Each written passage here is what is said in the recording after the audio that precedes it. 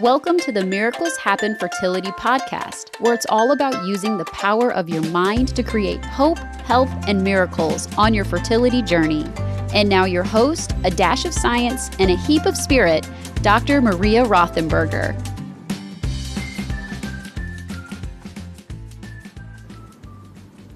Hey, welcome to the Miracles Happen Fertility Podcast. This is episode 120. I'm taking a break from the chakra series because something important happened over the last, this just happened yesterday. And I am recording this on July 8th. So this happened on July 7th. And I thought it was an opportune time to talk with you guys about how to handle a situation like this. So this podcast episode is called I Want to Hear Your Story. And it's based on brain health. I first heard of this from the Whole Brain Child when I was a child and family therapist at a local hospital. And it's amazing. It's amazing the work that they do.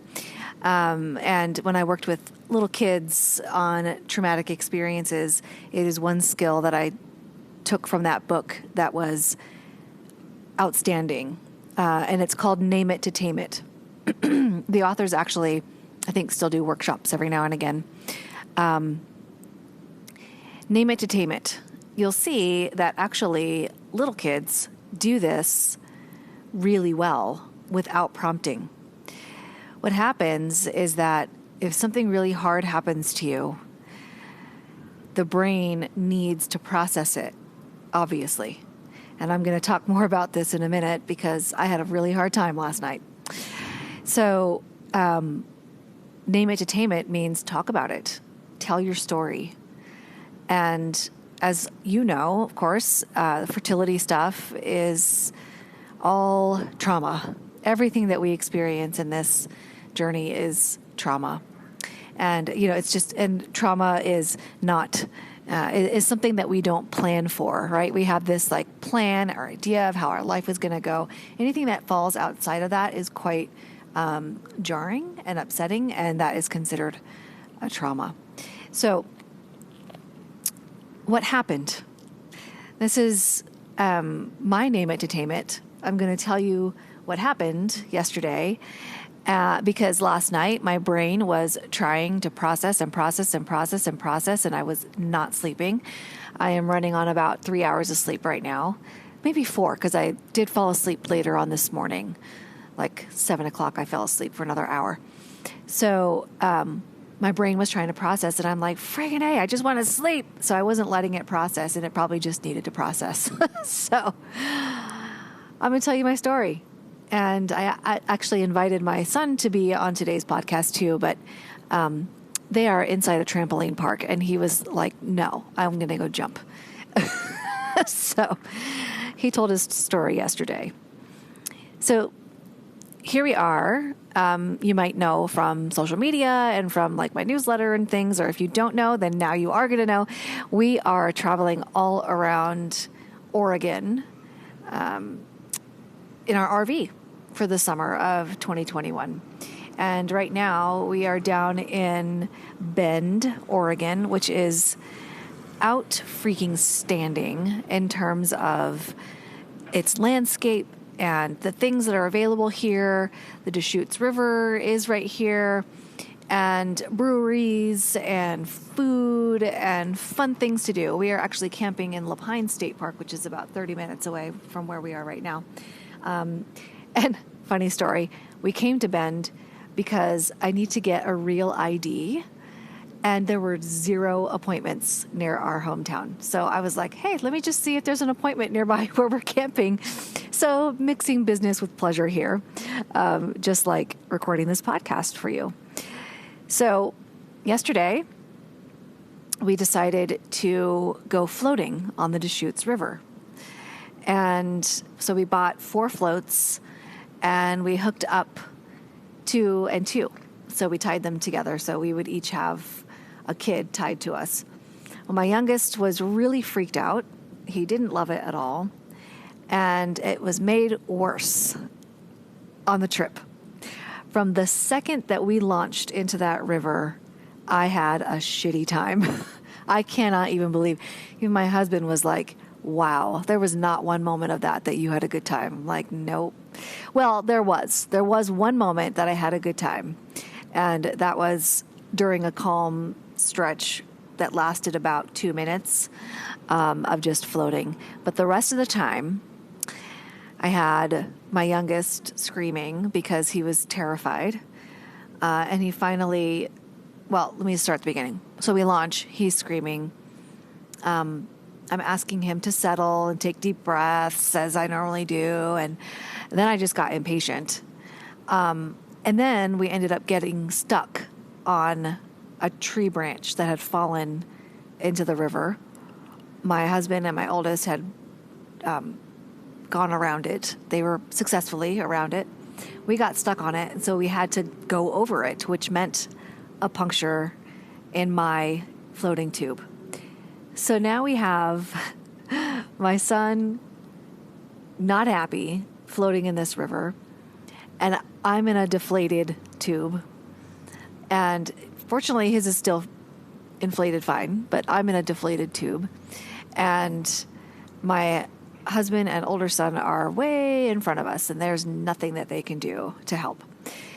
So eventually, they pull to the shoreline, and we were able to put my youngest son in my husband's lap, and then the oldest one floated next to them in his own float.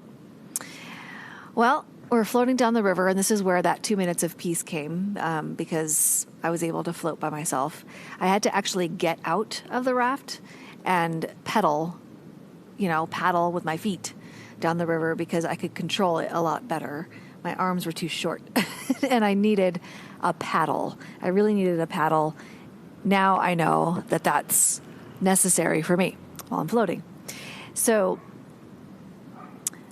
up ahead is another one of those huge logs. And now my husband has both kids, and I'm by myself. He is not able to steer it as well as he was before, and they run into this log. He asks my oldest son to get out and paddle with his feet, and somehow my son lets go. And now he's up against this log. I come up behind him with my raft. The raft flips over. We're both underwater underneath this log. And all our belongings are floating in the water. I don't give a shit about that. So we're underneath the water. Of course, when you're underneath the water and it's undulating like that, it's just forcing you up against a hard log underneath the surface. It feels like an eternity. In reality, this whole thing was probably like 30 seconds. But we were underwater for 30 seconds. We were probably underwater for like 5 seconds or less. I surfaced and I screamed, "Where are you?" Fortunately, he had made it up onto the log and was holding onto a branch that was sticking up. He was just holding onto it for dear life and clearly upset. And this is where all of my practice, I think, with mindfulness and being present and things like that came in really handy, because the 5 seconds, which felt like an eternity under the water, I kept saying to myself, do not panic, do not panic, do not panic. All the while I'm being ripped up by this log. I'm telling you, I'm looking at my legs right now. I mean, I have bruises and scrapes, nothing horrible. There was some blood drawn, but nothing crazy. But I am being pummeled by this river up against the log and saying to myself, do not panic, do not panic. I surface, I scream, "Where are you?" I turn around, and there he was, clinging onto the log, or this branch that was sticking up, and very upset. And I was prepared to let the raft go because it had flipped and it started heading downriver. If I could not see my son, I'd be letting that raft go and getting him out from under that water, and we'd both be stuck on the log. And that didn't happen. Fortunately, he was hanging on, strong kiddo that he is. And I was able to hold on to the upside down raft and finally righted it and turned to him and said, listen, I have a plan. We're getting out of here. And he said, okay. So I flipped the raft over and I hopped into the raft, or I had him hop into the raft. And I said every single step that I was going to do from there. The way that the water was pressing us against the log, it was really tough to get unstuck from there. And so I had to stay out of the raft to use my legs to push against this log to traverse around it. And I just kept telling him, I'm now pushing on the log. I'm now pushing on the log. I'm now pushing on the log. I'm getting us over around it. And he's like, okay. And I said, now we're free of the log, and now I'm just going to swim alongside you. And he's like, okay. And he kept asking, can you touch the bottom yet? Can you touch the bottom yet? I'm like, no. And I just switched sides when my arm got tired from holding on to the raft, and fortunately my legs didn't get tired. And once we were safe-ish, we were in the middle of the river, so nothing was gonna, bust open the raft or scrape me up anymore. I let out a huge fuck. Oh my God, that was very scary. But I felt safe enough in the middle of the river and not around any branches. So I was able to finally traverse over to the bank of the river where my husband and my youngest were waiting. They were in the river still, or in the raft still, but on the shore. And once I could touch the ground, my son let out an audible sigh and hopped out himself because he saw the bottom of the river and he could get out. And we walked over to the other two, and I pulled my youngest off of my husband's lap, and I said, we're done. We're absolutely done. And we happened to be near a bridge. We knew where the bridge was because we had crossed it several times. And so we climbed up the bank of the river. It's pretty steep and sandy and rocky, but it was much safer than that river. And my husband said, well, I still have to float because I got to go down to the pickup truck and get the truck so that I can pick you guys up. And by the way, I am by the side of a river right now, so you probably hear that in the background. And I'm in a parking lot of the trampoline zone, so you might hear cars going by and people talking and stuff like that. So just a heads up. So anyway, we walk up to the side of the road where we had some water. My husband, all the things that fell out of the raft, he was able to get, like my hat and my water bottle, and he had already had snacks on him, so that was fine. So we had some water and some snacks. My youngest dropped his pants and peed against a tree, which was an interesting thing. And something really cool happened.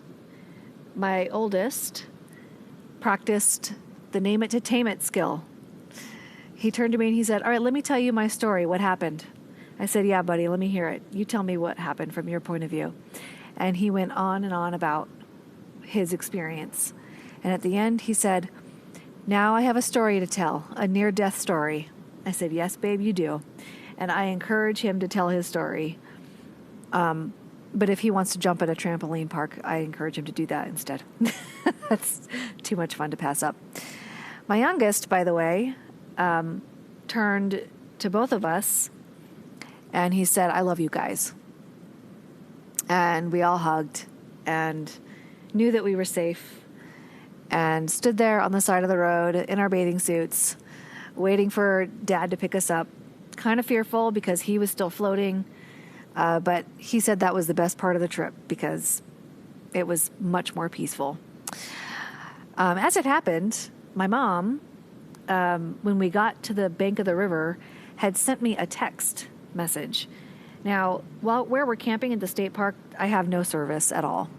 And I was surprised to see a text on my phone. I had my phone in a waterproof bag around my neck, and I saw a text. And as soon as we landed, looking at the timing. When we landed on the shore, the text came through from my mom, "Is everything okay?" And I'm like, aha, this is where I get that sixth sense from. She just knew. She just knew something was up. And I was able to call her and tell her what happened. And that was me telling my story. And now I'm telling my story again because apparently my brain still needs to do that. I'll probably sleep very soundly tonight after recording this for you. Now, what do I want you to do? I want you to tell your story. I've gotten countless emails from people who have struggled, and they'll say to me, I don't really know what I need from you right now. All I know is that I feel better after writing this out. And that's why, because the brain needs to process it. Now, I highly recommend actually typing it out or even handwriting out your story because your brain slows down a little bit. I'm probably going to be doing that in my journal. I keep a log for all of our camping journeys, and so I'll probably be writing it in there. And I'll probably write down our extended story or my extended story in my personal journal. When you are able to create space and slowness in telling your story, it helps even more to process. What my brain was trying to do last night was go through all of the ways in which that scenario could have been shittier. That was not helping. That was not helping me at all. I had more cortisol and adrenaline shooting into my bloodstream, keeping me awake. So I just got up and started, instead of fighting it anymore, I got up and started reading a really good book. So a fiction book that got my mind off of that and at least settled into something more entertaining and less stressful. But what I'd like you to do is tell your story. And you're welcome to email me. I may not be able to get to your email right away. It might take me a week or two, but I will respond at least to say thank you for telling me your story. It's very important. I want you to be able to offer a preemptive strike to heal this trauma. And telling your story is really important, and I absolutely want to hear it. So maybe you can record a voice note and email it to me. Maybe you can handwrite your story and scan it and send it to me. Maybe you can just handwrite it and keep it for yourself. Maybe you can email me. Maybe you can create an email but never send it. It doesn't matter how you choose to tell your story. Just tell it. And I would love to hear it if you want to send it. Okay. So this podcast is a short one this week because I am on family adventures. I will resume the chakra series next week. And I look forward to doing that because I think it's really fun. But I definitely wanted to take a break for this week and reiterate the importance of saying what you're going through, of telling your story. Until next time, my friend, may you be well.